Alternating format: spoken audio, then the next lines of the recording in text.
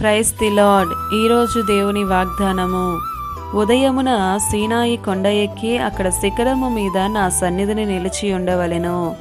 నిర్గమాకాండము 34వ అధ్యాయం 2వ వచనము. కొండ మీద కనిపెట్టడం చాలా అవసరం. దేవుణ్ణి ఎదుర్కోకుండా మరొక దినాన్ని ఎదుర్కోకూడదు.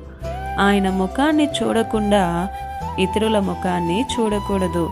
నీ బలాన్ని నమ్ముకొని రోజును ప్రారంభిస్తే నీకు విజయము రాదు.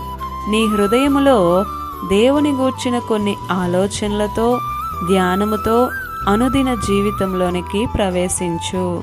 మహిమాన్వితుడైన అతిథి యేసుక్రీస్తును కలుసుకోకుండా ఆఖరికి నీ కుటుంబంలో వారిని కూడా కలుసుకోవద్దు. ఒంటరిగా ఆయనను కలుసుకో. ఆయనతో మాట్లాడు.